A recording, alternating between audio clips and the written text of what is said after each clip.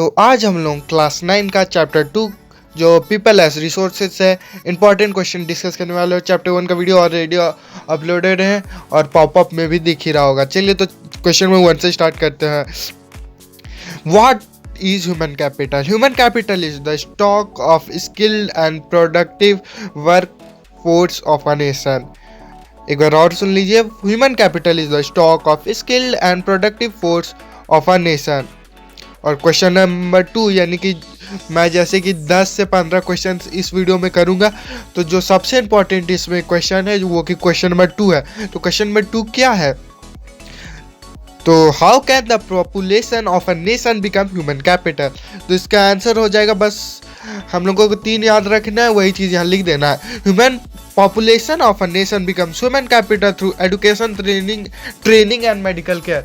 तो वो चैप्टर 2 में हम लोगों को बस 3 ही चीज़ मेन याद रखना है, एजुकेशन, ट्रेनिंग, मेडिकल केयर और लिटरेसी रेट, बस। और ह्यूमन कैपिटल तो है ही ये सब।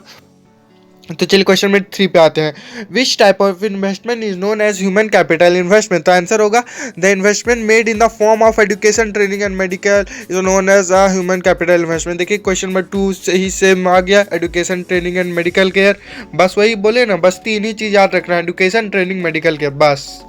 उसके बाद question number 4, how is the human capital superior to other resources? और क्वेश्चन ऐसा भी हो सकता है, why is human resources consider to be the best resources? Explain.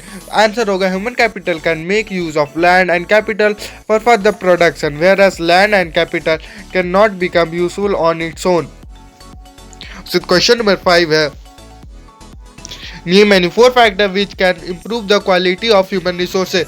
तो आंसर होगा इसका education, health, training and technology. उसका क्वेश्चन नंबर 6 है, mention any 4 factors on which the quality of a population depends. Literacy rate, health, life expectancy, skill. तो question number 7 है, जो कि 2 के बाद यही इंपॉर्टेंट है। Countries like Japan did not have any natural resources still they are developed countries, reasons, answer. देखो सही बात है, क्वेश्चन नंबर 7 बहुत सटीक एकदम पूछा है, टू द पॉइंट। तो जापान को देखेगा कितना डेवलप्ड है, डोरेमोन वाला ये सब कहाँ से निकला, वहीं से निकले। कितना गैजेट हो लोग के पास, डेवलप्ड है ना ही। वो लोग के पास नेचुरल रिसोर्स है, ये नहीं। वो लोग क्या किया, बस इन्वेस्टमेंट कर दिया ह्यूमन लोग पे, ह्यूमन पे, एजुकेशन पे, ट्रेनिंग पे इन्वेस्ट कर दिया। वहाँ का कौन तो है ना, जो भी है, यानी कि वहाँ का सब वहाँ बच्चा ट्रेन है। कंप्यूटर कहीं ख़राब हुआ तो 5-6 साल का बच्चा बना देगा। तो चलिए इसका आंसर देखते हैं। Answer, they have invested on people especially in the field of education and health। और यही होगा इसमें, और कंटिन्यू पे होगा, the skilled and trained people have made efficiency use of the other resources like land and capital. Efficiency and technology evaluated by people have made these countries rich and developed। हमारे India में भी इतना ही, हमारे India में सबसे ज़्यादा, लगभग नहीं सबसे ज़्यादा नहीं तो भी हाँ, नेचुरल रिसोर्सेज जापान के मुकाबले ज़्यादा है। तो अभी देखो हम लोग ह्यूमन लोग यानी एजुकेशन पे अभी नहीं ज़्यादा दे रहे हैं और मेडिकल पे, तो कहाँ नहीं ना हो रहा है, ज़्यादा धीरे धीरे हो रहा है। क्वेश्चन नंबर 8 है, the various economic activities have been classified into 3 sectors. What are the 3 sector? Primary sector, secondary sector and tertiary. जो भी सेक्टर हो वही सेक्टर है। Give 2 example of primary sector, agriculture and forest. उसके question number 10 है, which sector is the primary sector is the most labour absorbing sector of the economic? इसका answer होगा agriculture.